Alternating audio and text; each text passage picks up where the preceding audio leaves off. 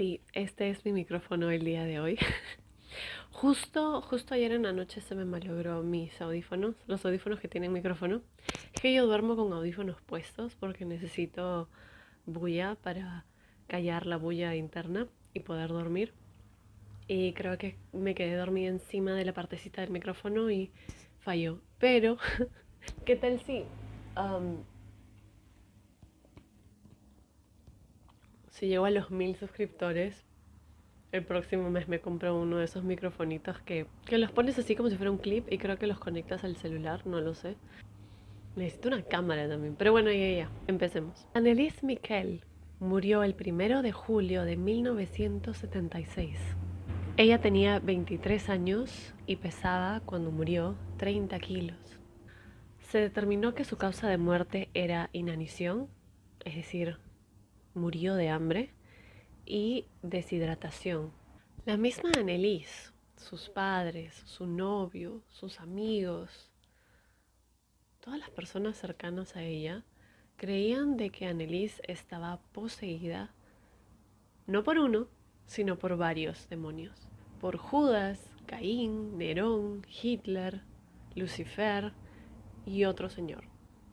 Y es por eso que en el año 1975 pasó por 67 exorcismos católicos. Luego de la muerte de Anneliese, sus padres y dos sacerdotes católicos fueron declarados culpables por la muerte de Anneliese, básicamente condenados por un asesinato o un tipo de asesinato negligente. Pero los padres aún creían de que habían hecho lo correcto. Es más, la madre de Anneliese cuenta o dice esto textualmente. Sé que hicimos lo correcto, porque vi las marcas de Cristo en sus manos. Portaba estigmata, y esa era una señal de Dios, que debíamos exorcizar a los demonios. Ella murió para salvar a otras almas que estaban perdidas, para purgar sus pecados. Dios nos dijo que exorcizáramos los demonios de mi hija. No lamento su muerte. Ahora, obviamente la pregunta es, ¿Anneliese fue víctima de demonios y estuvo peleando por su vida en contra de estos demonios? ¿Es una lucha entre el bien y el mal dentro de su propio cuerpo? ¿O fue la víctima de unos extremistas religiosos? Ahora, se creía de que Anneliese estaba poseída desde los 16 años. Ni siquiera era como que, ese año se acabó, o sea, ese año en 1975 eh, le hicieron los 60 y pico exorcismos y murió. No, o sea, ella venía siendo atormentada desde joven. Se tenía un diagnóstico para Anneliese. Digamos que ella sí había ido a doctores y le habían diagnosticado convulsiones tónico-clónicas. Ahora, recordemos que el exorcismo católico, no sé si hay exorcismos en otras religiones, pero el exorcismo católico es bastante conocido.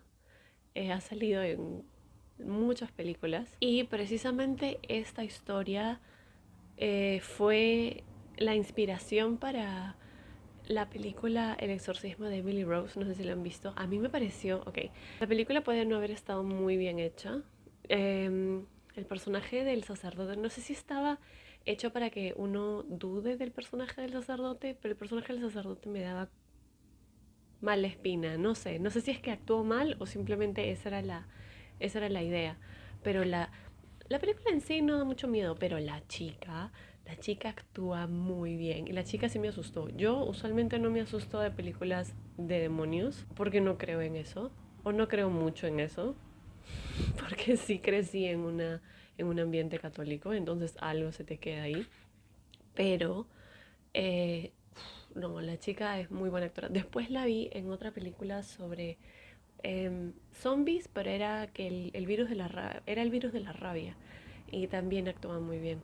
No, yo soy fan de esa chica. No sé, ¿verdad? Voy a buscar qué actriz era y necesito ver qué le pasó, o sea, en qué otras películas salía, porque paraba saliendo en películas de terror, pero era muy buena, me asustó. Bueno, el exorcismo católico no es algo tan fuera de lo común, ¿no? El 2001, hasta la Madre María Teresa de Calcuta fue exorcizada Me imagino que estaba siendo atormentada por algo, pero se dice, o bueno, lo que yo he escuchado de chica más que nada, es que mientras más santa es la persona, esto es en la religión católica, o sea, no estoy diciendo que esto sea un hecho, sino que según las creencias y las creencias que me contaban cuando yo era chica, ¿no? Eh, para que tome la sopa rápido, me contaban de que mientras más santa, más dedicada a Dios sea la persona, digamos que el diablo quiere fastidiar o algo así. Lo que sí sé es que las peticiones para exorcismos han aumentado, o sea, uno creería de que han disminuido, pero han empezado a aumentar con el tiempo. Es más, tanto que ahora hay una asociación internacional de exorcistas. Y en Roma es común de que haya una conferencia de exorcistas en las cuales acuden cerca de 250 sacerdotes entrenados para hacer exorcismos. Ahora, hay académicos que avalan la práctica. Por ejemplo, el psiquiatra certificado Richard Gallagher, que ha enseñado en la Universidad de Columbia y en Nueva York, en el Medical College de Nueva York. Ha presenciado varios exorcismos, pero de manera como consultor. Y para él, el exorcismo, digamos la posesión demoníaca, mejor dicho, para él eso es real, pero es muy, muy raro, es más raro de lo que uno cree. Pero ya, empecemos con Annelies porque hay mucho que cubrir. Annelies Miquel nació el 21 de septiembre de 1952. Nació en Liebelfing, no sé si lo estoy pronunciando bien, pero voy a poner el nombre aquí, en el municipio de Straubing-Boyen, en Baviera, Alemania. Ahora, ella fue bautizada y según la tradición católica, creo yo, hay dos tipos de exorcismos. El exorcismo menor y un exorcismo solemne que sería el exorcismo mayor. El exorcismo menor, creo, que es el bautismo.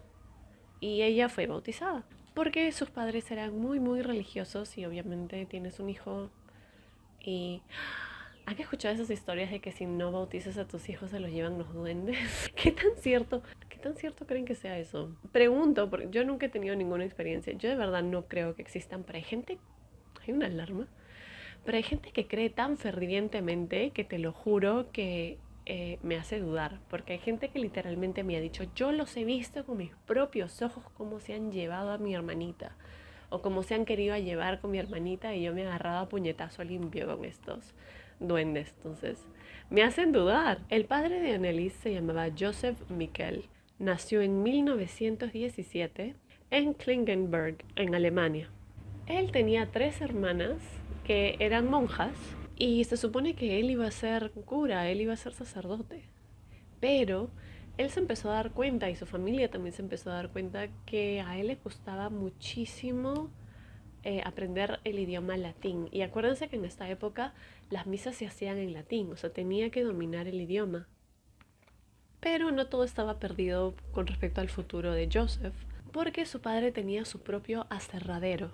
Entonces, en vez de ser sacerdote, él fue a trabajar con su padre en el aserradero. Joseph, a los 22 años, tuvo que ir a pelear en la Segunda Guerra Mundial y lo tomaron como prisionero. Es decir, fue prisionero de guerra, pero bajo la custodia de los Estados Unidos. Y recién en 1945 es cuando regresa a su casa por fin. Y es ahí más o menos donde en esa época conoce a su futura esposa, que vendría a ser Anna Miquel, pero que, bueno, nombre de soltera era Anna Ferg. Su padre también tenía su propio aserradero, pero ella no iba a ser monja. Algo que no se sabía mucho sobre ella era que antes de conocer, o antes de casarse, antes de conocer a Joseph, ella tuvo una hija que se llamaba Marta. Entonces, imagínate en esa época ella era madre soltera y encima de una familia súper religiosa, ¿eh? Ella siempre se avergonzaba mucho de eso y siempre decía que tenía que hacer penitencia porque su hija era básicamente un pecado. Y parte de esa penitencia es que ella se casó, sí se casó con Joseph, pero usando un velo negro en su cara que la tapaba. Pero luego de que ella se casa con Joseph, pasan 2 años y tuvo una hija, la cual es Annelies Miquel. Lo triste es que luego de 4 años, Marta, la hija mayor, la primera hija de Ana, y no se sabe quién es el padre, murió. Murió porque se enfermó y tuvo complicaciones luego de una cirugía. Pero el matrimonio tuvo 3 hijas más aparte de Annelies. Una nació en 1954, Gertrude María, la otra en 1956, Bárbara, y la otra en 1956 que se llamaba Roswitha. Ahora, en esa época ellos vivían en una casa de 2 pisos, vivían una vida bastante cómoda, digamos modesta para la época, pero cómoda y tranquila porque vivían en un pueblo pequeño. Y muchas de las familias en ese pueblo no tenían las facilidades que ellos tenían. Entonces había un poquito de resentimiento de otras mujeres, o al menos Ana, la mamá, sentía de que había resentimiento por parte de otras mujeres en el pueblo hacia ella, hacia su familia. Ahora recordemos que ellos vivían en Klingenberg y el 70% de las personas que vivían ahí eran católicos. Y vivían cerca de 3.000 personas muy devotos religiosos, al punto en el que iban a misa mínimo, o sea, mínimo una vez por semana. Eran de las personas como que van lunes, miércoles y domingo, lunes, miércoles y viernes, y ahí añádele el domingo, ¿no? Y lo que pasa es que ellos también habían heredado un poco lo de la histeria de las brujas del siglo XVII. En el siglo XVII, en Bamberg, hubo una cacería de brujas. Miles de personas fueron acusadas de brujería y más de 900 personas fueron ejecutadas entre 1626 y 1632. Ahora, Annelies, desde antes de los 5 años ya era una niña muy enferma. Ahora, hay un caso parecido, el caso de las niñas Parker y Hume, em, en las que ambas mataron a la madre de una de ellas, en las que también una de las chicas había tenido, o sea, había estado muy enferma antes de los 5 años. Y se cree, hay una hipótesis de que cuando estás muy enfermo antes de los 5 años, como que pueden haber complicaciones cuando ya eres mayor. Pero regresemos a Annelies Miquel. Ella estuvo tan enferma antes de los 5 años que llegó a perder un año de colegio, un año de, digamos, estudios. Pero ella seguía, ella era una chica muy responsable, era muy inteligente. Ella soñaba con ser profesora y quería, era una de las pocas chicas que quería y quizás iba a poder, sí, ir a la universidad antes de casarse. Ella en 1965 ingresa al Gymnasium, que es digamos que en Alemania te dividen, te tasan un poquito la capacidad que puedes tener o qué tantas ganas tienes de estudiar y qué tan capaz eres de algunas cosas y de otras no. Y para lo que es secundaria ya te están dividiendo en capas, en estratos, ay, eso suena fatal, pero en estratos de qué tanto rindes de manera académica. Entonces ella estaba en el más alto, en el gymnasium. Y sus papás estaban súper orgullosos. Ellos veían de que de repente sí iba a poder cumplir su sueño de ir a la universidad, ser profesora. Iba a ser la primera en toda la familia. Y no solo eso, sino que lo que tanto le había costado a su papá, aprender latín, ella lo hizo rapidísimo, súper fácil para ella. Ella era casi su segunda lengua el latín. Y ellos estaban dispuestos a pagar la universidad, lo que sea, con tal de que tenga su futuro asegurado. Entonces, para cuando ella ya se fue al gimnasio, eh, porque tenían que ir allá, digamos, a quedarse, ellos confiaban que Annalise iba a portar bien, que iba a estar bien, porque ellos habían educado a una chica muy religiosa, pero que respetaba bastante a sus padres. No era pues lo típico que eran muy estrictos y ella los odiaba y se rebelaba. Aunque mi teoría es de que ella no quería rebelarse en contra de sus padres o no lo hizo de la manera...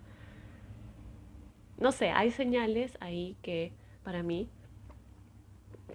que no fue posesión demoníaca, sino que era una manera de ella.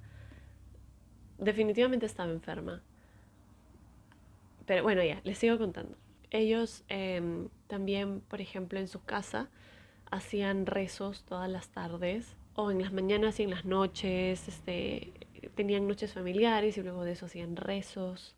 Pero sí, era una chica muy responsable y muy respetuosa. Ahora, las chicas de su colegio también decían de que Annelies era una chica normal. Claro, era un poquito introvertida, pero una vez que la conocías era muy inteligente, muy graciosa y bromeaba con todos, así como todas las chicas. Ah, y a Annelies le gustaba mucho la música. Le gustaba cuando salía con sus padres cantar con sus hermanas en el carro y también tocaba el acordeón y el piano.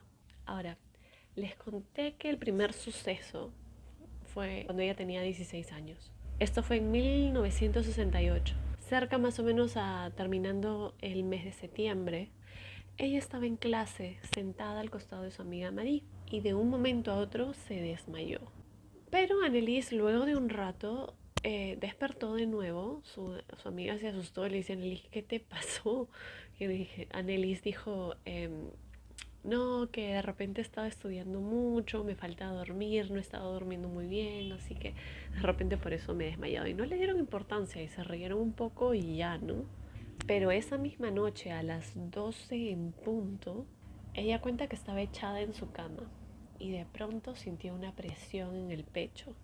Y tras esta presión en el pecho, sintió que quería salir, o sea, sentarse, prender la luz, pero no podía moverse, estaba paralizada. Luego, al día siguiente seguía exhausta, o sea, cuando despertó de este, o digamos a las 12:15 que pudo moverse y empezó a rezar, había despertado, digamos, exhausta, cansada. Al día siguiente, a pesar de que había dormido, también estaba cansadísima y le cuenta, le dijo a su mamá lo que había pasado. Y la mamá se preocupó bastante, pero felizmente, digamos, durante esos meses no volvió a suceder esta parálisis. Entonces, como que se fueron olvidando, ¿no? De repente fue algo de una sola vez. Es más, pasó diciembre, que tenía sus exámenes, aprobó sus exámenes y nada, todo estaba bien. Pero el 24 de agosto ya del siguiente año volvió a suceder de nuevo. Se desmayó temprano en la mañana o digamos en la tarde y en la noche de nuevo la parálisis. Y aquí ya la mamá se asustó y dijo: no, vámonos donde el doctor Gerhard Wout para ver qué nos dice, ¿no? O sea, una opinión al menos, porque ya van 2 veces y eso no es normal. Al menos el desmayo, la parálisis puede ser parálisis del sueño, pero el desmayo es lo que le preocupaba. Especialmente si en cualquier momento ella iba a tener exámenes o de repente ella se iba a graduar, iba a tener que ir a la universidad, ¿entiendes? O sea, no, la mamá estaba asustada y tener a su hija lejos y que de pronto se desmaye, creo que cualquiera lo asusta. Entonces la lleva donde el doctor, pero el doctor la examina y le dice: todo está bien. Pero por si acaso la refirió a un neurólogo, el doctor Siegfried Lucy. Ahora aquí ya la mamá se asustó porque pensó que de repente era algo sencillo, ya que te refieren a un neurólogo significa peligro, ¿no? Y más que nada tenía temor por los chismes que iban a empezar a surgir en su comunidad. Acuérdense que a Ana ya tenía, Marta ya había muerto y ahora Annelies, que estaba enferma cuando tenía 5 años y ahora tenía enfermedades mentales o algo así, o podía ser, o no, ¿qué está pasando? Algo está mal. Ana debe ser una mala madre. Eso es lo que ella pensaba de que la gente en su comunidad iba a decir, obviamente, ¿no? A Annelies el doctor el neurólogo le hizo un electroencefalograma, pero no encontró nada. Pero le diagnosticó, esto fue en 1969, con convulsiones nocturnas con epilepsia común, que son las convulsiones tónico-clónica que mencioné anteriormente. Tónico, que es la parálisis, pérdida de conocimiento, y luego al final las convulsiones, que vendrían a ser lo que le pasaba en las noches, especialmente con la pérdida del control de la vejiga. Pero todavía sus síntomas no eran muy severos, así que no le recetaron ningún anticonvulsivo, solo dijeron como que vamos a dejarla en observación. Pero igual vengan a los chequeos. Pero justo aquí Annelies empezó a sentirse mal ya de manera más común, se volvió a enfermar. De un día para otro le empezó a doler la garganta y le tuvieron que quitar las amígdalas. Luego le dio una inflamación y tuvo que tener una cirugía porque tenía una inflamación de un tejido que separa el pulmón del del pecho. Y finalmente le dio neumonía. Se llegó a recuperar de todo esto, pero igual es bastante raro, ¿no? Ahora, se supone que para diciembre Annelies tenía que regresar al colegio, al gimnasium, pero no podía, estaba mal, estaba enferma. Ella fue al colegio, pero seguía mal, entonces regresó a su casa, pero en el hospital empeoró. Y el 28 de febrero la mandaron a un sanatorio. Y este sanatorio estaba en las montañas de Bavaria. Pero la tenían que llevar a este sanatorio pues porque estaba enferma, no se sabía si es que se iba a recuperar o no. Y en este sanatorio estaban especialistas en neumología y especialmente en enfermedades del pulmón enfocado en niñas jóvenes. Pero ella en este sanatorio, obviamente, a pesar de que estaba con gente más o menos de su edad, se sentía muy sola, muy triste. Sentía que estaba perdiendo el tiempo, también extrañaba a sus amigas del colegio y a su familia, más que nada. Y extrañaba mucho, le escribía a su familia seguido, pero era muy infeliz y no socializaba con las otras chicas que estaban ahí. Ella escribía bastante y también rezaba, porque ya se llegó a aferrar un poco a la religión, porque había mucha incertidumbre con respecto a sus enfermedades. Y ella, en una carta a su madre en esa época, ella escribe: cuando mejore, seguiré con la universidad. Tomaré los exámenes de admisión, pero si desapruebo, quiero ser catequista. No hay accidentes en la vida. Todo es la providencia de Dios y he arreglado con la Madre de Dios que si no ingreso a la universidad, seré catequista. Ahora, creo que era bastante obvio que Annelies quería irse de ese sanatorio y seguir con su vida. Pero cuando llegó el día en el que supuestamente tenía que irse, los doctores descubrieron que tenía unos problemas de circulación y dijeron que no podía irse todavía. Ahora, Annelies se deprimió. Creo que es bastante normal que una niña de esa edad se deprima si es que le dicen: no, sorry, tienes que quedarte más tiempo en el hospital, no puedes ver a tu familia, no puedes ir al colegio, no puedes hacer nada. Pero su compañera de habitación cuenta de que esa tristeza no duró mucho. Pero sí lo que notó es que Annelies empezó a hablar solamente de religión. Especialmente le contaba de que ella quería ir a Italia, a un lugar llamado San Damiano. En una carta ella cuenta: en realidad estoy feliz de estar enferma, pues uno ve las cosas, uno reconoce que hay otras cosas valiosas, aparte del dinero, riqueza y carros, y que vale la pena vivir por ellas, que uno está en la tierra por la gloria de Dios y no por las cosas transitorias. Hay solo algo que quiero: ir al cielo, cueste lo que cueste. Para ganar el cielo, nada es demasiado para mí. Ahora acordémonos que esta es una niña de 17 años que ya está pensando en la muerte y en ir al cielo, lo cual de verdad para mí es un poco triste. El 3 de junio de 1970, Annelies volvió a tener esta parálisis con pérdida de control de vejiga en el sanatorio, pero ella logró dejar escapar un grito antes de caer en completa parálisis, lo cual suele ser normal en algunos casos de epilepsia, porque en las convulsiones digamos que el aire es presionado fuera del pulmón y se puede llegar a emitir un grito, algún sonido como un grito. Y como si se le llegó a escuchar, las monjas entraron y la vieron en así un estado de parálisis y las monjas la movieron, la trataron de despertar, no pudieron, pero la movieron, la bañaron, la cambiaron, todo esto estando paralizada. Y al día siguiente ya, cuando ella ya despertó, era un poquito más popular, digamos, ¿no? Porque todas las chicas del sanatorio estaban a su alrededor preguntándole: oye, ¿qué te pasó? Que gritaste, te paralizaste, o sea, ¿qué puede haber sucedido? Uno le preguntó si es que podía haber sido, si es que ella se golpeó la cabeza, pero Annelies dice que se había golpeado la cabeza cuando era muy niña, pero que los doctores la revisaron y vieron que no tenía ningún tipo de problema.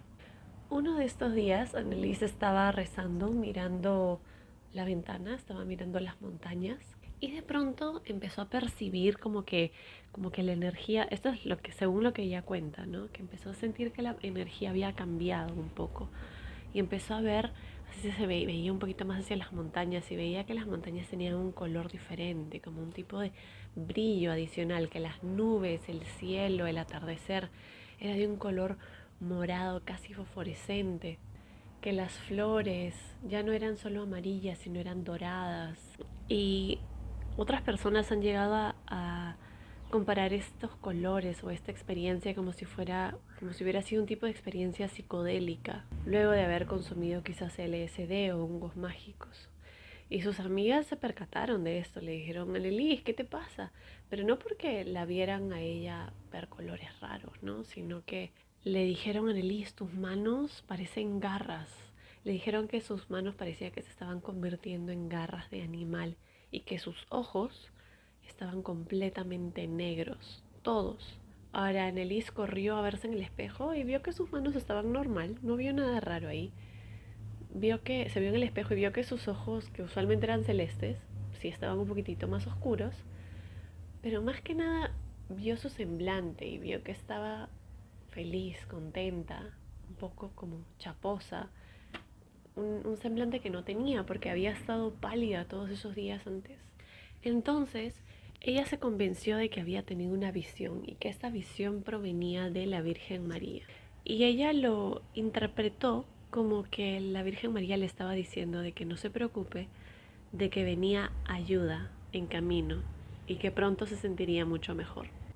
Para el 17 de junio de 1970, Annelies y su madre van a ver al doctor Van Heiler, quien le volvió a hacer un electroencefalograma. Y él sí detectó algo un poquito irregular, un patrón alfa irregular con ondas delta y teta. Ahora, los patrones alfa es para cuando estás despierto, el patrón beta es cuando estás no solo despierto, sino alerta, el patrón teta indica de que estás por dormir y el delta que estás durmiendo. Pero este es bastante típico, digamos, porque cuando te hacen un electroencefalograma estás echado, estás con los ojos cerrados por bastante tiempo, entonces irregular, pero no indicativo de que había alguna enfermedad. Ahora, aparte del electroencefalograma, intentó hacer algunas cosillas para inducir convulsiones, pero nada sucedió. Lo único que sí hizo es recetarle un anticonvulsivo. Pero bueno, luego de esto, eh, como Annelies pensó de que ella había estado recibiendo este mensaje de la Virgen María como un tipo de confirmación, como un tipo de mensaje de esperanza, entonces ella empezó a rezar siempre frente a la ventana a ver si volvía a ver estos colores mágicos que había visto antes. Y un día algo sucedió. Ella estaba igual rezando frente a la ventana, pero ya no vio los colores. Sí sintió ese cambio, el mismo cambio de energía. Ella se emocionó porque pensó que iba a volver a ver estos colores lindos y esa energía emocionante y de nuevo se iba a ver con un semblante saludable, pero no. Lo que empezó a ver fueron caras que le hacían muecas desde lejos. Y eran caras distorsionadas, crueles, que parecía o ella sentía que se burlaban de ella. Y esto la perturbó muchísimo porque ella sentía que su único confort, su única salida, su único escape era rezar, era la religión. Y ahora ya no sabía ni siquiera si rezar o no, porque le daban miedo estas caras y cada vez que rezaba, las caras aparecían. Y por alguna razón ella llegó a la conclusión de que, luego de haber visto estas caras, ella llegó a la conclusión de que quizás la maldad estaba dentro de ella. El 11 de agosto de 1970 le dieron de alta del sanatorio porque supuestamente ella estaba mostrando actividad normal. Pero cuando ella regresó a casa, ya no era la misma Annelies. Ya no era la misma chica joven, bueno, era joven, pero jovial, feliz, contenta, que tenía ganas de jugar, conversar con sus hermanas. Estaba callada, estaba deprimida, pensativa, cansada y solo hablaba de religión. Una de sus hermanas se acercó y le dijo, Annelies, ya no nos quieres, ¿qué te pasa? Ya no quieres pasar tiempo con nosotras. Y Annelies le respondió que no era eso, que por supuesto que sí las quería y que quería pasar tiempo con ellas, pero Annelies le contó de que tenía un problema de que sentía que no sentía nada, básicamente. Y más que nada no tenía fuerzas para ser adolescente. Y no solo esto, sino que Annelies se había llegado a atrasar por todas estas enfermedades que había tenido y el tiempo que había pasado en el sanatorio. Se había atrasado 2 años del colegio, de la secundaria. Ahora su amiga Marie del colegio también decía de que había cambiado. Igual, ¿no? Igual que sus hermanas le decían que estaba callada, que solo hablaba de religión. Y sus amigas casi como que se reían un poco de ella, ¿no? Porque parecía de que Annelies había regresado con un aire de superioridad, no necesariamente que las trataba mal a sus amigas ni nada de eso, sino que todo era crítica, todo era esto lo estás haciendo mal, esto te va a llevar al infierno, no estás alabando a Dios como debería ser, no tenía otra cosa que decir. Sus amigas estaban mal, pero ella sí estaba, digamos, actuando bien con respecto a Dios. Y eso a las jovencitas les fastidiaba, obviamente. O sea, más que sentir de que Annelies era su amiga, sentían que era una inquisidora, que era una policía de la fe, que era una monja. Y no solo eso, Annelies estaba cansada, entonces ya no sacaba las notas que sacaba antes, no podía estudiar, no tenía fuerza ni ganas para estudiar, entonces empezó a sacar un poco de malas notas. En el mes de octubre su mamá opta por llevarla a un neumólogo. El neumólogo no encontró nada, digamos, alarmante, según él, y más se preocupó por la circulación de Annelies. Entonces la refirió a un internista.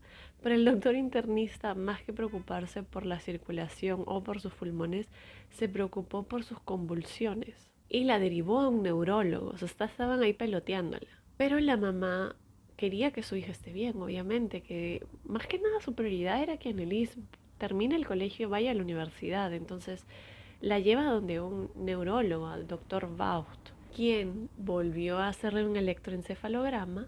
Tampoco encontró nada alarmante, pero sí le recetó otro anticonvulsivo. Más que nada porque su mamá estaba asustada de que Annelies tenía que dar el examen de admisión y lo tenía que dar bien. Annelies ahorita estaba cansada, no podía estudiar, estaba sacando malas notas. ¿Cómo va a ser para ingresar a la universidad? Luego, en junio de 1972, Annelies vuelve a tener una convulsión seria, luego algunas un poco más pequeñas, pero luego se detuvieron por completo. La mamá seguía asustada, ¿no? ¿Qué pasa si regresan? El examen de admisión ahora es más difícil, tienes que estar bien. Y aparte, cuando estés allá afuera de nuestra casa, ¿qué pasa si te pasa algo y no puedes estudiar? Aquí es donde yo veo, o sea, la mamá está re enfocada en los estudios de Annelies, pero no sé si a ti te parece, pero a mí me parece que ¿por qué no le dijo, tómate un año, tómate un tiempo hasta que descubramos qué diablos tienes y puedas estar sola de nuevo? Porque yo estaría asustada más que por los exámenes de admisión, por la salud de la chica, ¿no? Algo está pasando. Entonces, la mamá insistió a que vayaran. La mamá insistió a que vayan a otro doctor, al doctor Lucy, a quien le dijo, señor, por favor, dele algo para cuando tenga que ir al colegio. Para cuando esté sola no quiero que se me vaya a desmayar. Y el doctor Lucy le recetó Centropil, una en la mañana y una en la noche. Pero los efectos secundarios del son atroces. Es dolor de cabeza, náusea, vómitos, insomnio, problemas para caminar, problemas para hablar, temblar. Y no entiendo también por qué le han estado cambiando a cada rato de anticonvulsivo. Eso me imagino que también puede provocar shocks, algún tipo de crisis. Y precisamente 3 semanas después empezó a sufrir convulsiones, o no convulsiones, parálisis frecuentes. Y seguía viendo las muecas, todo este tiempo seguía viendo las muecas y adicionale a eso que empezó a sentir un olor horrible, como un olor a podrido todo el tiempo. Y pasó todo este tiempo con el doctor Lucy, o sea, seguía yendo para sus chequeos, enero, marzo, abril, junio de 1973. Le sacaron otro electroencefalograma, todo estaba bien. Pero ya para junio de 1973, Annelies le había contado a sus hermanas, pero no al doctor, pero a sus hermanas y a su mamá, que escuchaba ruidos en su closet, como si tocaran la puerta, como si se cayera algo adentro, pero no se había caído nada. La mamá la llevó al otorrino, pero no encontraron nada en su oído. Ahora la mamá empezó a sospechar porque las hermanas de Annelies empezaron a decir, nosotras también escuchamos los sonidos que escucha Annelies en su closet. Entonces ya la mamá se asustó, ¿no? Porque ella pensó que Annelies estaba enferma, estaba escuchando cosas, por eso la llevó donde el doctor. Pero si ya las hermanas estaban escuchando que se caían cosas, por ahí decían de que también sentían el olor. Entonces la mamá se preguntó qué pasa si es otra cosa. ¿Qué pasa si es una enfermedad, si es algo espiritual? Y le dijo a su esposo, oye, Joseph, ¿qué pasa si tenemos que llevarla donde un cura mejor, donde un sacerdote? ¿Qué pasa si es algo espiritual? Y Joseph le dice, no, bueno, mira, espera, vamos a ver, porque de repente las chicas pues no están jóvenes, están viendo que Annelise está recibiendo bastante atención. Ellas de repente también quieren ese tipo de atención y empiezan a decir, sí, sí, yo también escucho, yo también huelo, puede ser. Entonces le dijo a su esposa que esté tranquila por un tiempo, que lo mantengan todo en observación todavía. Pero la madre responde, pero ¿sabes qué? He visto a Annelise en la sala mirando la foto que nosotros tenemos de la Virgen María y tenía como un tipo de mueca muy desagradable y no se movía por bastante tiempo, ni siquiera pestañeaba. Pero igual, ¿no? El papá dijo, vamos a ver qué pasa. Poco tiempo después a Annelise le da la rubiola. Ahora, no sé qué tan común habría sido que de rubiola en esa época porque la vacuna recién la empiezan a distribuir de manera masiva en 1969. Pero durante toda la enfermedad, mientras ella estaba tratando de curarse, todavía veía las caras que la fastidiaban. Ella cuenta, es un terror que pasa por todo mi cuerpo y se queda ahí. Es un miedo que te hace pensar que estás en medio del infierno. Puedes pedir ayuda a la Madre de Dios, quizás, pero todos están sordos. Annelise llegó a pasar la enfermedad bien, sobrevivió a la rubiola, o sea, todo estaba bien, pero seguía cansada y atormentada. Lo bueno es que llegó a pasar todos sus exámenes, pero en vez de celebrar, seguía enferma, seguía cansada. Y parece que las pastillas eran las que no le permitían sentir nada. Ahora, ¿se acuerdan que ella quería ir a este lugar San Damiano en Italia? Pues su padre la lleva a San Damiano. Ahora, ¿qué sucede en San Damiano? San Damiano es un pueblo que es considerado sagrado por las personas católicas, no sé si cristianas también, pero es un pueblo cerca a Asís. Y se cree que es sagrado porque en 1961 sucede algo. Pero es más que nada una leyenda, la leyenda de Rosa Quartrini. Supuestamente esta señora Rosa nació enferma y ya era una persona mayor, pero ya llegó el punto en el que su cuerpo ya no daba, ya estaba muriendo, al punto en que no podía ni pararse. Y la única persona que ella tenía cerca de ella para que la cuide era su tía. Y el 29 de septiembre del año 1961, que supuestamente es la fiesta del Arcángel San Miguel, una mujer que no era del pueblo toca la puerta. Y está tocando la puerta básicamente para pedir dinero. Este santuario que quedaba en San Giovanni Rotondo. Quien la recibió primero fue la tía que cuidaba a Rosa. Y le dice a la señora, o sea, muy bien señora por usted, pero nosotros no somos una familia de dinero y tengo a mi sobrina que está enferma y todo el dinero que tenemos es para ella, para cuidarla. Pero la señora insistió y dijo, espera, pero trae a tu sobrina, quiero hablar con ella. Y la llama y le dice, le explica, ¿no? Mira, necesito velas para el santuario de Padre Pío. Y Rosa le dice, ya está bien, te voy a dar la mitad de todo lo que tengo. Ahora, supuestamente, apenas la señora dijo, sí, te voy a dar la mitad de mi dinero, sonaron las campanas de la iglesia. Y la señora, la que no era del pueblo, dice, ay, hay que rezar juntas. Y rezaron juntas por un rato hasta que la señora le dice, párate. Y obviamente la señora Rosa le dice, mira, sabes que estoy muy enferma, no me puedo parar ahorita. Y la señora de fuera del pueblo dice que le pone un poco las manos encima y de pronto pudo pararse, estaba sana.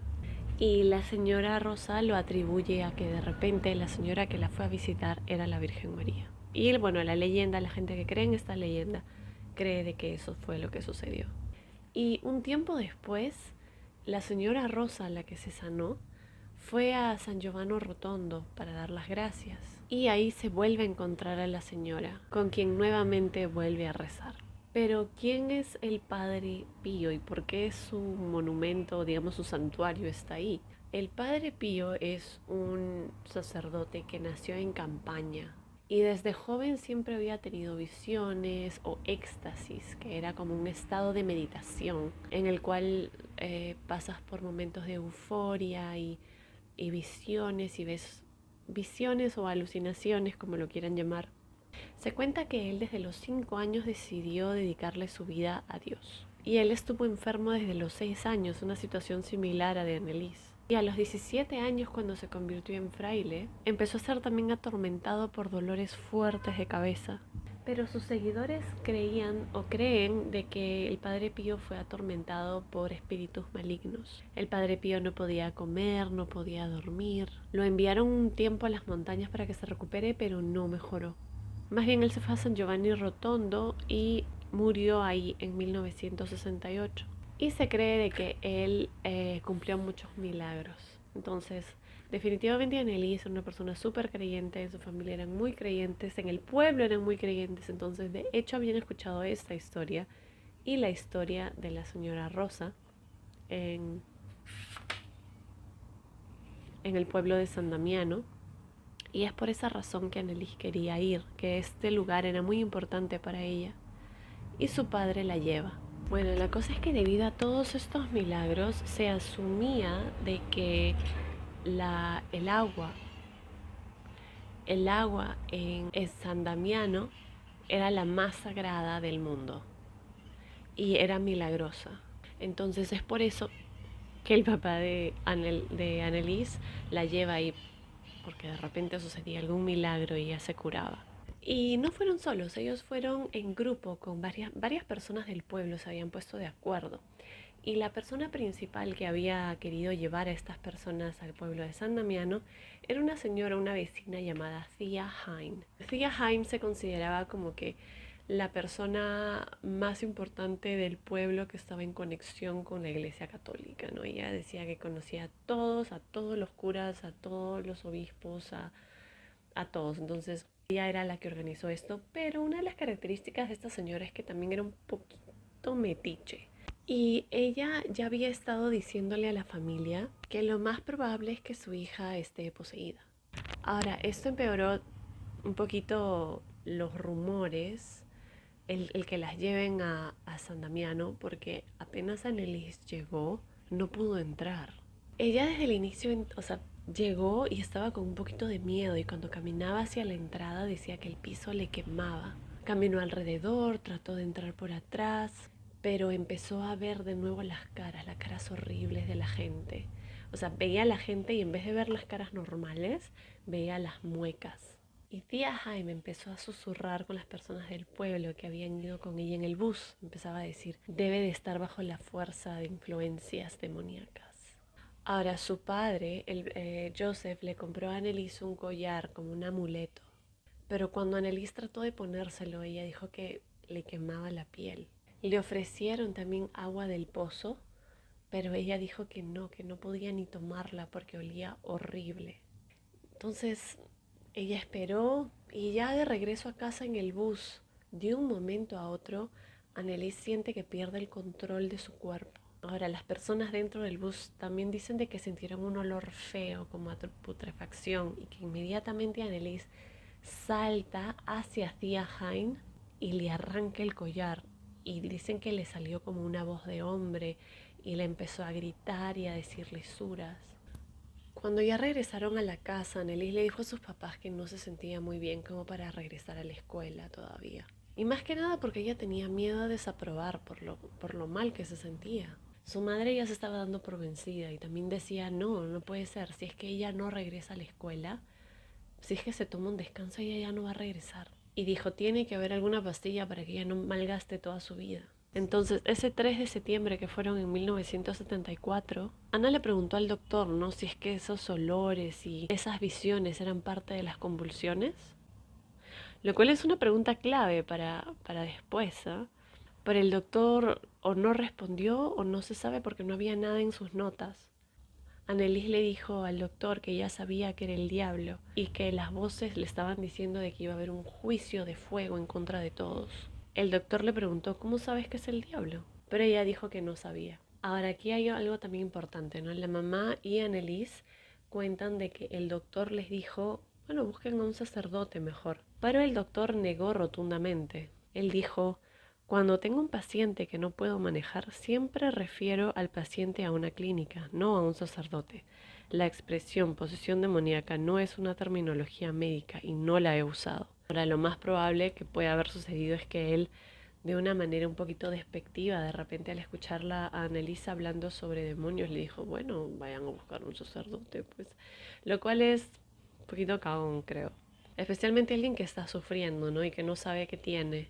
Y que está tan desesperada que cree que puede ser posesión demoníaca, no le vas a responder así, ¿no? Encima el doctor Lucy le receta un antipsicótico, pero no le dice qué es. Y no le dice que está teniendo alucinaciones. O sea, eso simplemente le dice, no, es parte de las convulsiones. Pum, ya, toma tu antipsicótico. Pero no le dice que es un antipsicótico y los efectos secundarios que podrían causarle.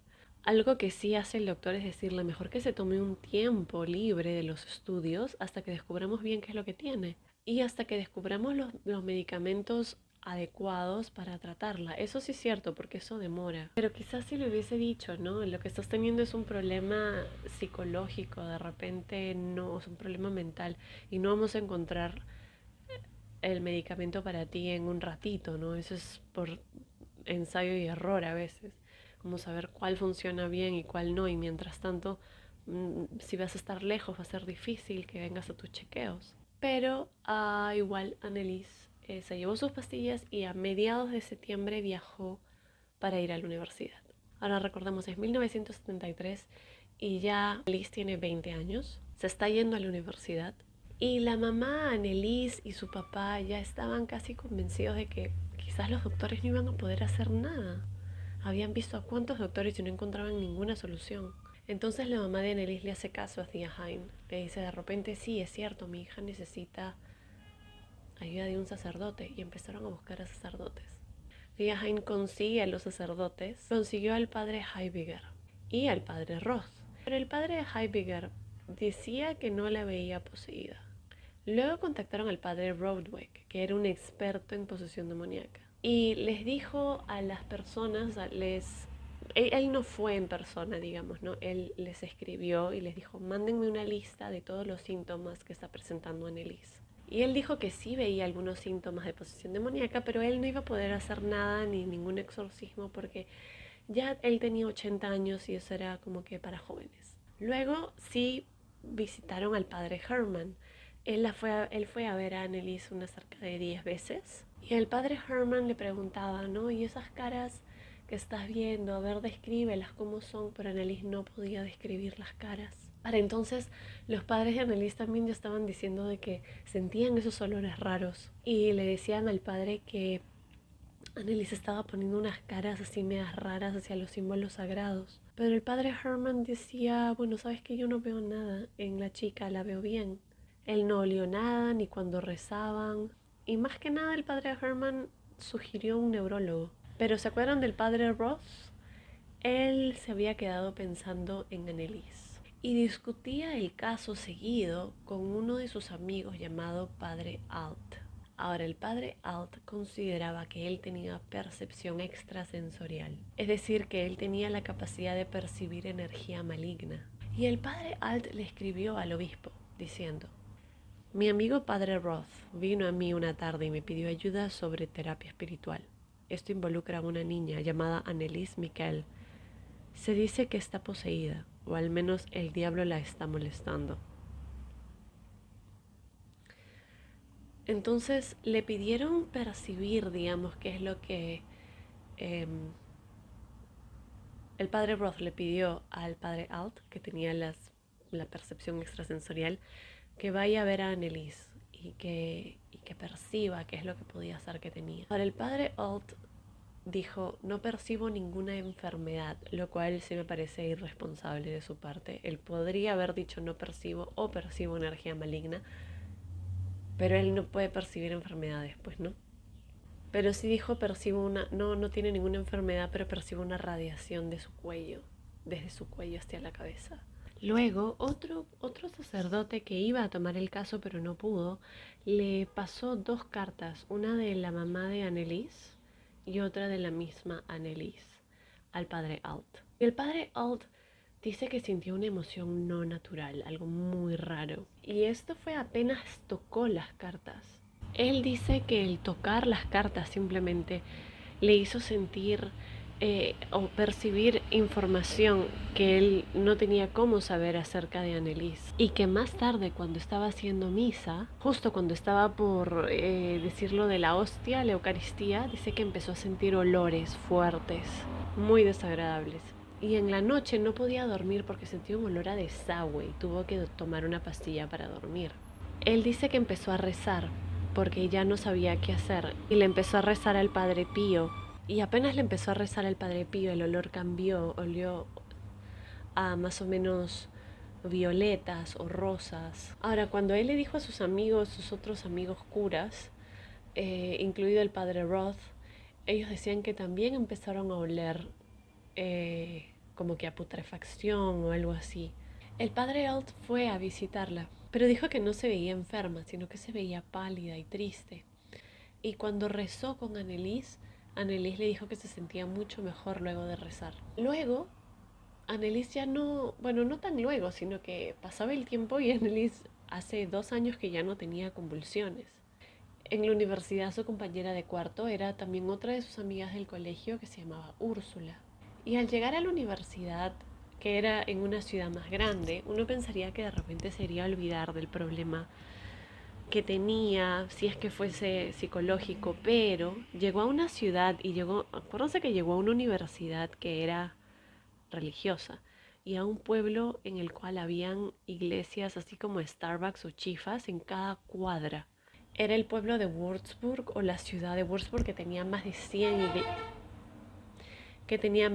iglesias, que tenía más de 100 estatuas de la Virgen María también. Y Annelies, como era súper fan, apenas llegó, se llegó a familiarizarse con todas las iglesias cercanas.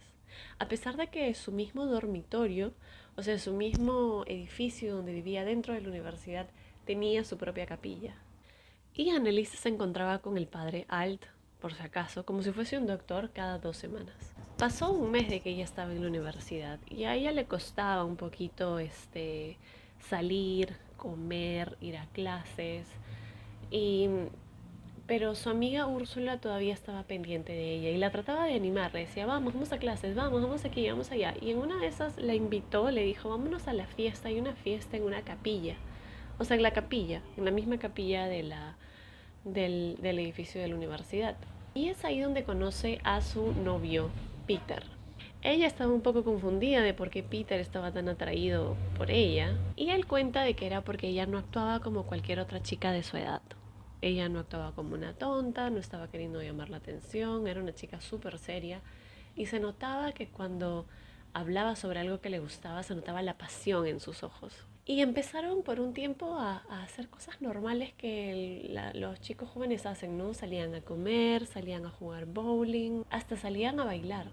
Y es casi como que estos cambios hicieron que ella reviviera nuevamente y actuaba como cualquier chica enamorada. Pasaba el tiempo y ella le decía a Peter, ¿sabes qué, Pedro?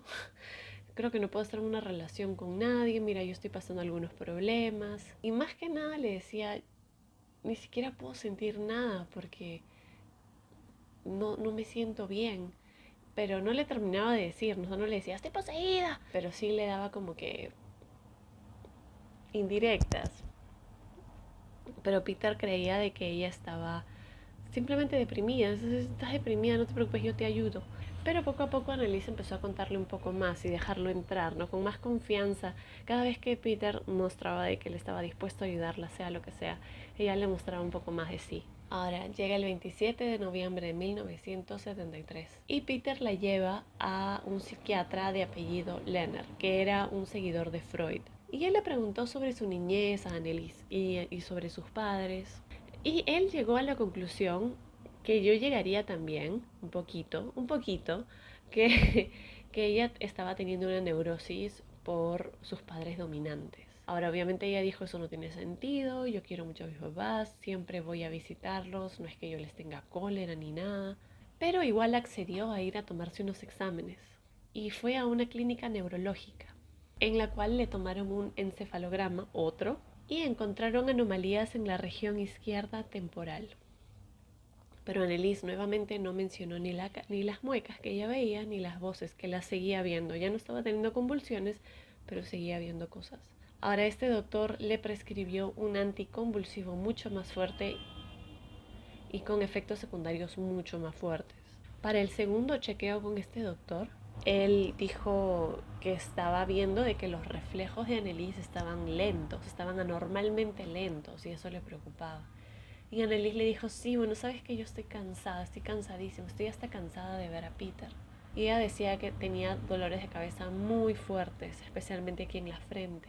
Ahora, podría ser por estrés, no sé a qué tipo de estrés ella habría estado expuesta, pero acordémonos que había estado muy enferma por bastante tiempo, había sufrido de todo, pero estar expuesto a estrés fuerte, a grandes niveles de estrés de una manera prolongada, sí puede disminuir las capacidades cognitivas de una persona.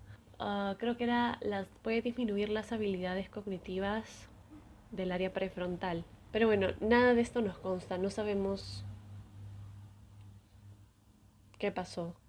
En la autopsia, Annelies no mostraba, bueno, según los récords, no mostraba daño cerebral. Para allá en marzo de 1974, Annelies llegó a tener una reunión con el padre Alt y ella terminó llorando. Ella decía que las muecas la fastidiaban demasiado, pero el padre Alt le recomendó que siga yendo donde sus doctores. La ayudó a rezar y ahí apenas él rezaba, ella se empezaba a sentir mucho mejor. Pero mientras tanto, los curas Alt, Hermann, Heidegger y Roth seguían conversando sobre el caso de Annelies. Todos ya estaban pensando que esto podría ser una posesión demoníaca, pero el padre Alt decía, sabes que yo no estoy seguro porque no sé si están todas las señales ahí. Pero, ¿se acuerdan de Thea Hines? Y Thea Hines seguía diciendo, esta chica está poseída, que cómo es posible de que no le hayan hecho un exorcismo, a quién tengo que llamar, con quién tengo que hablar para traerle un exorcismo a esta chica. Y ella dijo, voy a yo hablar con alguien personalmente para que se acerque, cómo es posible que la iglesia no haya hecho nada hasta ahora. Y Thea Hines llama por teléfono al padre Alt y le dice su vida básicamente, ¿no? ¿Cómo es posible que esta chica, que está mal, que el diablo, que no sé qué? Y el padre le dice, bueno, voy a ver qué cosa es lo que puedo hacer. Pero también le dice, pero ¿sabe qué? Le dije que hemos hecho todo lo posible. No puedo yo reportarle al obispo sobre un problema que ha mejorado mucho y hasta ha desaparecido completamente. Para esto, claro, Annelies estaba muy triste por las muecas, pero no, ya no estaba teniendo convulsiones. O sea, este parecía ser un problema psiquiátrico. Pero el día siguiente de que llama a Thea Hine y que Annelies no lo había estado llamando ya tanto al padre Alt, Annelies lo llama por teléfono. Se reunió con ella y ella dijo que estaba desesperada, que necesitaba un exorcismo ya. Y el padre Alt accedió a escribirle una carta al obispo diciéndole o pidiéndole permiso para hacer un exorcismo solemne, especialmente en el momento en el que ella esté siendo atormentada por estas visiones. Pero el obispo responde, ni te atrevas, y que la muchacha sigue en observación, todavía no sabemos nada. Ahora ya imaginemos que estábamos en el segundo año, Annelies está en el segundo año de universidad, ya ella tiene la opción para escoger un cuarto para ella sola y aprovechando que está en un cuarto sola se aísla de todo el mundo, se aísla de sus amigas, se aísla de Peter, que ella se consigue un carro, aprende a manejar y se compra un carro. Ella se había comprado un carro hasta para que Peter ya no la lleve a las reuniones con su doctor. Annelies también se empezó a hacer amiga y se unió a un grupo de chicas un poquito radicales que protestaban, bueno, lo hacían, iban a las iglesias a protestar de que las misas sean en alemán. Ellas querían regresar a lo clásico, a que las misas se dicten en latín. Y esta vez sí solo hablaba de religión. Sus amigas, se alejó de sus amigas y ellas también se alejaron de ella porque solo hablaba de ir al infierno, de que estaban pecando y solo hablaba del fin del mundo. Ella y sus amigas, las del otro grupo un poquito extremista, se reunían solo para rezar. Y digamos que esto parecía que le estaba dando un propósito, estaba menos deprimida, le daba un propósito para salir de su cuarto. Pero pasaba el tiempo y empezó a dejar de comer nuevamente. Dejó de salir de su cuarto. Y hacía algunas cosas un poco extrañas, como por ejemplo, cada vez que veía una foto de alguna imagen religiosa en cualquier lugar, la quitaba de las paredes. Y de un momento a otro ya lo más preocupante es que sus rodillas dejaron de doblarse, de funcionar. Ella caminaba como que con las piernas estiradas porque ya no podía doblar sus articulaciones. En julio de 1975, una amiga de Annelies y Peter estaban conversando en su cuarto y sí, estaban todos, Annelies, Peter y Anna Lippard, y de pronto la cara de Annelies se contrajo en una mueca horrible, cuentan. Y Peter le llegó a explicar a la amiga de Annelies, que era la única en la universidad que sabía, le dijo que lo que pasa es que está poseída. Eso que Peter era un poco agnóstico, pero al conocer a Annelies, él cuenta de que sí creía de que ella estaba poseída. Para entonces, Annelies ya se había vuelto violenta. Le pegaba a las personas, tiraba las cosas. Digamos que los rezos ya no funcionaban. Un día, el padre Alt se le ocurre recitar los rezos de exorcismos en su cabeza, no en voz alta, porque el obispo no le había dado permiso, pero en su cabeza. Y Annelies saltó hacia él, le arrancó el rosario y lo tiró en pedacitos al suelo. Mientras tanto, su nuevo neurólogo decía que sí había un foco epiléptico en el lóbulo temporal izquierdo. Pero eso era todo, o sea, la medicina no estaba haciendo nada. Lo que le recetaban no le ayudaba contra las visiones. Ya Annelies regresó a casa y al menos no para siempre, sino me imagino que de vacaciones. Pero durante este tiempo ella no comía, no dormía, no podía ni rezar. Thea Hein volvió a sugerir al padre Roth, ya otro padre, que la visite. O sea, que visite a Annelies. Ok, si todo se ve un poquito diferente es porque hoy es el día siguiente. Ya había estado grabando cerca de 2 horas y estaba exhausta, me estaba quedando sin voz. Así que nada, pero sigamos. Bueno, nos habíamos quedado en que tía Hein le había dicho al padre Roth que vaya a visitar a Annelies, por favor. Y Annelies, curiosamente, los padres de Annelies cuentan de que Annelies estaba en la sala y de pronto, nadie le había dicho que iba a venir el padre Roth, pero ella de pronto dice, el padre Roth va a venir más tarde. Ahora, cuando llegó el padre Roth, Annelies apenas lo vio, fue corriendo hacia él, se paró frente a él, le arrancó el rosario, se puso súper rígida y le empezó a gritar que se vaya. Ahora el padre Roth cargaba con un crucifijo en su bolsillo y lo sacó. Y apenas lo sacó, Annelies agarró una jarra de agua bendita que sus papás tenían de San Damiano y lo lanzó hacia la pared y con las justas no le dio al padre Roth. Algo curioso que sucede una semana después es que el novio de Annelies, Peter, fue a visitarla y fue a visitarla en su carro y le dijo, oye Annelies, ¿por qué no vamos? Te llevo a manejar por el campo para que veas un poco la naturaleza y te relajes. Ella estaba un poco reticente porque acuérdense que Annelies no caminaba bien, ya no caminaba doblando las rodillas, caminaba como si tuviese en vez de piernas 2 palos de madera y no podía doblar las rodillas. Entonces ella decía, bueno, o sea, no sé qué tanto vamos a caminar, pero al menos vayamos. Fueron, caminaron un ratito y de pronto Annelies cae de rodillas mirando al cielo y se queda así como por 10 minutos inmóvil. Luego de 10 minutos que Peter estaba un poco desesperado, Annelies vuelve en sí y voltea y le dice que acababa de tener una visión con la Virgen María. Y cuando Annelies se para, ya podía doblar las rodillas nuevamente. Los dos estaban muy muy felices y corren a su casa a avisarle a su familia de que ya todo había pasado. Y estaban tan contentos que ya todo lo hacían caminando, caminaban de aquí para allá y se fueron los dos juntos a registrarse a la universidad, matricularse pues, ¿no? En los cursos.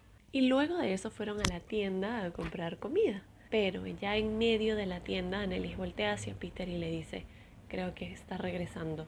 Y en vez de demorarse pues los 5 minutos que demoraba en caminar hacia sus dormitorios de la universidad, se demoraron 1 hora. Pero apenas llegaron, Annelies le dijo, detente, y vio una imagen de la cruz que estaba en la pared. Y cuenta Peter que Annelies se quedó mirando esa cruz fijamente por más de 1 hora.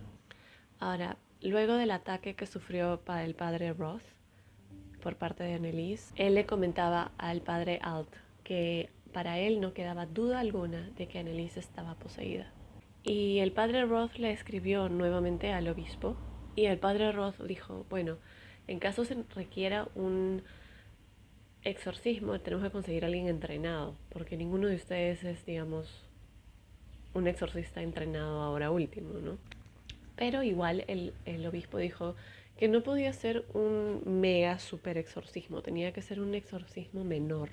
Y pasaba todo este tiempo y Annelies no mejoraba, más bien empeoraba. Entonces empezaron los exorcismos. Para el primer exorcismo, o para cuando se decide hacer el primer exorcismo, Annelies se hacía como un tipo de sentadillas. Estaba muy, muy débil, pero aún así ella decía que no podía evitar. Se tiraba al piso de rodillas y volvía a pararse. Luego de rodillas y se volvía a parar hasta hacerse herida en las piernas. Y todo esto mientras no comía, no tomaba agua. Llegó un punto en el que solamente se comían los insectos del suelo. Ahora, también su familia decía que aparecían moscas, aparecían insectos en la casa. Y su familia también decía que de pronto aparecían sombras. Y ahí es cuando aparentemente aparecen las marcas, los estigmas en su cuerpo. Eso es lo que cuenta su madre. Y su madre cuenta de que sus otras heridas sanaban rápido, pero estos estigmas no. Entonces ahora más que nada ya era el momento, digamos, de buscar quién iba a ser el exorcista de Annelies. Necesitaban a un sacerdote que viviera cerca de Annelies. Y el elegido fue el sacerdote Arnold Renz. Para el primer exorcismo estuvieron presentes el novio de Annelies, Peter, los padres de Annelies, Joseph y Anna, la vecina, tía Hein y su esposo, y los curas Alt, Roth, Hermann y Renz. Decidieron hacer este exorcismo en una habitación atrás de la casa para que en caso hayan gritos y cosas raras, los vecinos no se enteren. Y antes del exorcismo, Annelies estaba bastante contenta, estaba un poquito nerviosa, pero estaba emocionada, contenta y agarraba las manos del padre Alt y le decía que ella confiaba en él. Pero de pronto el padre Renz saca su agua bendita y la cruz y Annelies empezó a temblar. Y cuando él hizo la señal de la cruz, Annelies empezó ya a atacar y a gritar. Todos los hombres presentes tuvieron que agarrarla, porque ella seguía pateando y mordiendo. Este primer exorcismo duró 5 horas y parece que en este primer exorcismo no llegaron a salir los demonios. Eso es lo que cuentan el sacerdote, ¿no? Que no llegaron a salir los demonios y que Annelies le comentó de que estaba bien, pero ella hubiera preferido que siguiera, que durara más de 5 horas. El segundo exorcismo fue el 28 de septiembre. Y a la vecina, hacia Jaime, se le ocurre traer un cassette para grabar. Y el padre, o sea, el papá de Annelies también trajo uno. Y el cura, el sacerdote Renz, también trajo otro cassette. Y estas son las grabaciones que se pueden escuchar en internet, están en todo YouTube. Lo que a mí me fascina, me llama la atención, es que a la par que ella estaba sufriendo todo esto, ella todavía está dando exámenes, está yendo a clases y encima ha postulado para ser asistente de profesor. Pero bueno, esta vez, en este segundo exorcismo, sí aparecieron los demonios. Pero hay algo curioso, que el sacerdote le dijo a Annelies, sí, que el exorcismo salió bien, pero estoy decepcionado porque no salió ningún demonio a hablar. Y en este segundo exorcismo sí salieron. Los demonios que aparecieron fue, según Annelies, que ella decía de que era Judas, Caín, Nerón, Hitler, Lucifer, y aquí viene lo sospechoso, el padre Fleshman. ¿Quién era el padre Fleshman? ¿Quién era el sacerdote Fleshman? Pues era un sacerdote que, bueno, no, les cuento toda la historia. Al padre Alt le habían asignado una nueva parroquia. Esta era una parroquia en Edilvan. Y él había llegado una vez que ya no estaba un pastor llamado Pastor Fleshman. Una vez que el pastor Alt decide o empieza a investigar sobre quién fue este pastor Fleshman y cómo trató la iglesia y a la gente que iba, se asustó, dijo, wow, este tipo era un delincuente, hasta había llegado a matar a una señora o a un señor, y era un misógino y no sé,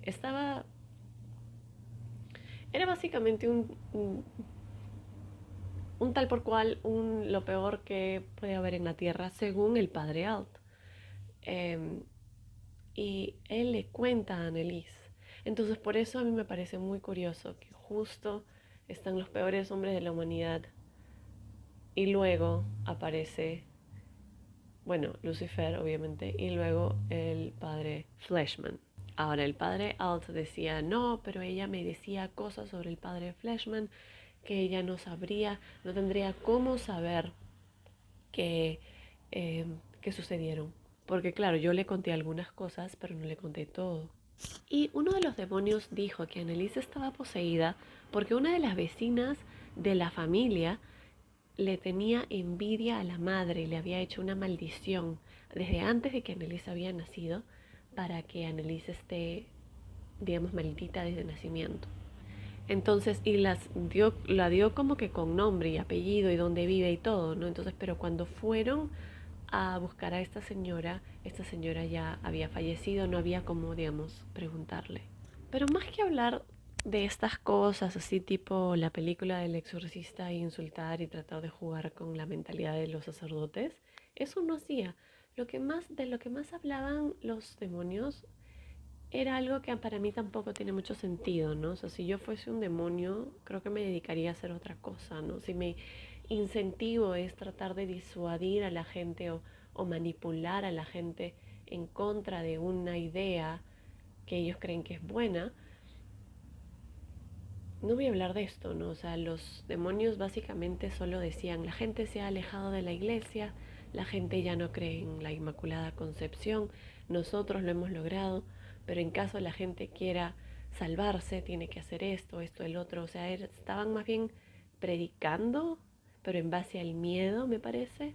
Más bien me parece a las ideas originales de Annelies, las ideas radicales eh, de que las misas sean dadas en latín, de que se regrese a la manera clásica, antigua de dar misa. Pero mientras tanto, todas las personas presentes en el exorcismo decían de que habían a veces olores a putrefacción, pero cuando ya estaba terminando el exorcismo había un olor como a rosas, que Annelies tenía una fuerza impresionante.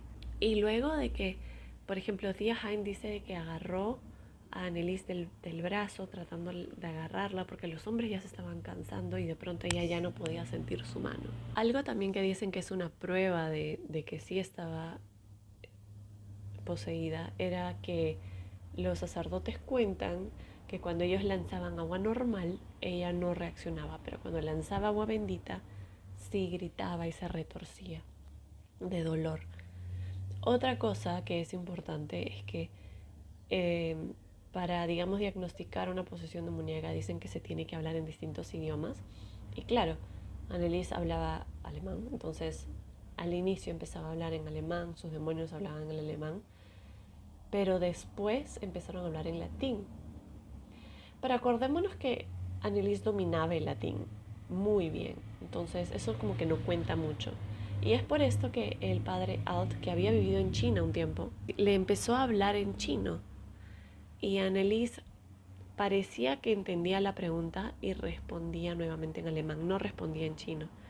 Pero también se puede asumir de que ella pudo haber, uno puede deducir las preguntas que te van a estar haciendo luego de haberte hecho un exorcismo de más de 5 horas. De repente te van a hacer las mismas preguntas, pero no lo sé.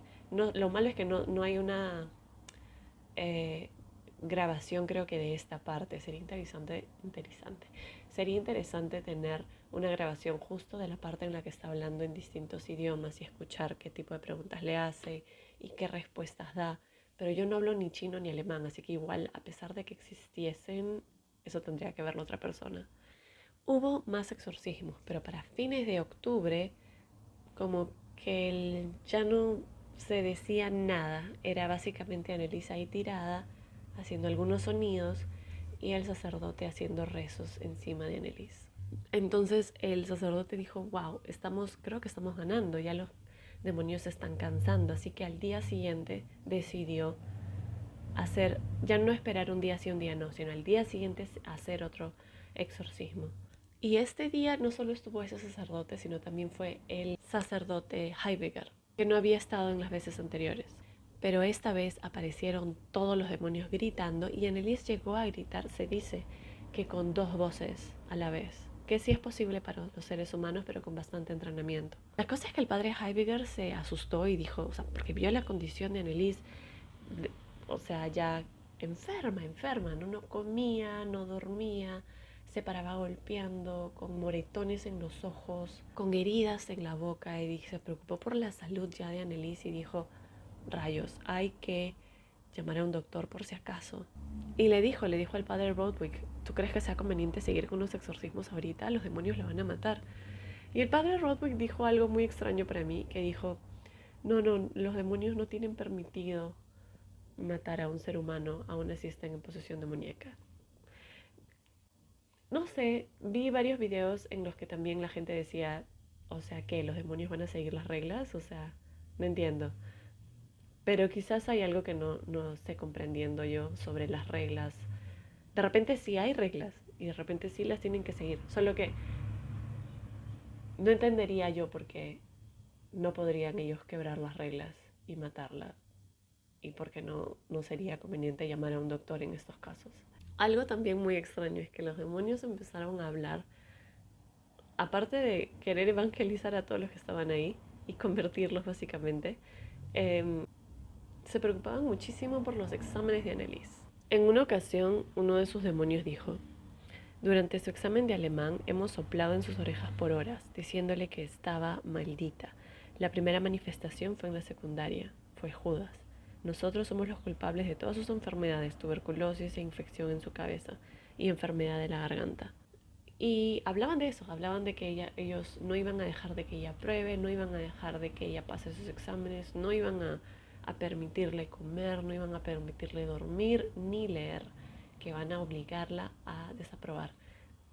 Pero luego, o sea, si yo fuese un demonio y estoy poseído, o sea, me he poseído de alguien, quizás haría algo más, un poquito más macabro que solo hacer que una niña de 20 años desapruebe sus exámenes. Pero no lo sé. ¿Qué tal, no sé, dominar el mundo o algo así, no? Y lo curioso es que Anneliese seguía aprobando sus exámenes. Quizás no sacaba unos notones, pero seguía aprobando sus exámenes. Acuérdense que seguía yendo a clases. El 13 de octubre hubo otro exorcismo, pero también pasó algo importante, que Anneliese cuenta que se le presentó la Virgen María y que le dijo que escriba absolutamente todo lo que ella estaba pasando y que todo eso, todos sus escritos se los pase al padre Renz. Le dijo que el día del juicio estaba muy cerca, pero si ella lo escribía y se lo daba a la gente para que lo lea y para que la gente regrese a las costumbres anteriores de la iglesia, ella sería convertida en santa. Ahora, ella contaba de que, o los sacerdotes explicaban de que ella no es que vio a la Virgen María en persona, ni que la escuchó directamente, sino que ella absorbió toda esta información a través de algo llamado locución interna, en la que supuestamente tú no escuchas, pero ya sabes algo. Supuestamente los demonios y la Virgen María le dijeron a Anneliese que el 31 de octubre era el día que acabaría ya todo. Al inicio parecía así, al inicio parecía de que ya había acabado todo. Una vez que terminaron ese último exorcismo el 31 de octubre, Anneliese sonrió, todos sintieron una energía de paz y de pronto Anneliese grita y dijo, no me he ido, o sea, con la voz del demonio, ¿no? Y encima empiezan a gritar nuevamente, yo no voy a permitir que ella pase sus exámenes. Pero sí aprobó sus exámenes. Para febrero sucede algo similar, ¿no? Los demonios dicen, Anneliese no va a poder comer, va a tener que ayunar, tiene que ayunar, excepto para cuando va a dar sus exámenes y va a poder comer. Y bueno, luego de eso, ya los demonios empezaron a quejar y a pedir ayuda. Y decían, muy extraño, pero muy interesante, se cuenta que decían que querían salirse del cuerpo de Anneliese, pero no podían, estaban atrapados. El cuerpo del poseído se vuelve como una prisión para los demonios, es como una fortaleza y están peleando contra los exorcismos. Es decir, ellos están, claro, es como una fortaleza y afuera están, digamos, tirándoles balazos de, no sé, rezos y agua bendita. Ellos quieren salir, pero con lo que se encuentran es con eso. Entonces no pueden. Porque lo único que hay fuera del cuerpo de Annelies es peligro para ellos. Para marzo, Annelies seguía viviendo en la universidad y había llegado su hermana Rosuiza, a cuidarla. Y Annelies estaba tirada, o sea, postrada en su cama, mirando al techo sin moverse y con, con un semblante, pues, como si estuviese ya a punto de morir. Y eh, una de sus compañeras del colegio, que también estaba en la misma universidad, se encontró con Rosuiza, con la hermana de Annelies, en la cocina, en unas cocinitas que tienen en los edificios de universidades donde viven. Y dijo, oye, Rosuiza, ¿qué haces aquí? Y Rosuiza dice, estoy ahorita, sí, estoy ayudando, estoy cuidando a Annelies, que está un poquito enferma. Ay, que mira, que no he visto a Annelies hace tiempo, voy a ir a saludarla. Sí, vamos. Y va y ve a Annelies y la ve postrada en la cama y le dice a Rosuiza, ¿qué le ha pasado? ¿Qué le ha pasado? Y Rosuiza, no, que está un poquito mal, pero tienes que llamar a un doctor. Y Rosuiza dice, sí, voy a llamarlo cuando sea necesario. Obviamente la chica, la amiga, piensa de que algo está muy mal y que nadie quiere llamar a la policía, a los doctores. Entonces, eh, y nadie quiere llamar al doctor. Entonces se para enfrente de Rosuiza gritándole a Annelies, avísame si necesitas un doctor. Annelies, respóndeme, ¿quieres que llame un doctor? Y no sé si se acuerdan, pero había una chica, la única chica en toda la universidad que sí sabía que Annelies estaba pasando por este proceso de exorcismos. Se acercó y le dijo a la amiga, ¿no? No, que ya llamé a un doctor, no te preocupes, ya está en camino, anda nomás. Esta chica, la única que sabía, que se llamaba Anna Lippard, eh, fue donde el decano de la universidad, o el decano creo que de la facultad, y le pidió una extensión para Annelies para su entrega de tesis. Pero él le dijo, no le puedo dar ninguna extensión a menos de que, yo sé que está enferma, pero necesito que venga un doctor y me explique qué tiene. Y el 30 de abril, Annelies se pone muy, muy mal. Se pone a gritar en medio del dormitorio. Obviamente esto llamó la atención de personas y llegó esta información de los gritos de que Annelies estaba muy mal al señor, al decano de la universidad. Pero el padre Alt fue y habló con la cabeza de la universidad y le dijo, ¿sabes qué? Annelies está poseída, eh, está pasando por varios exorcismos y el obispo lo ha autorizado. Y aquí está la carta del obispo. Entonces, esta era una universidad religiosa. La cabeza de la universidad igual era casi como su jefe era el obispo, digamos, ¿no? Entonces, ya normal, tranquilo, le hago la extensión de la tesis. Para el 9 de mayo tenían que tener amarrada a Annelies. Ya no estaba en los dormitorios de la universidad, sino que la tenían en la iglesia del Padre Alt. Pero tenían que tenerla amarrada porque se paraba golpeando la cabeza contra la pared, contra el suelo, golpeaba a los demás, mordía a las personas. Y de pronto un día la universidad llama y dice, hola, soy la universidad, Annelies ya le hicimos la extensión, pero igual ha perdido la fecha de la entrega de su tesis.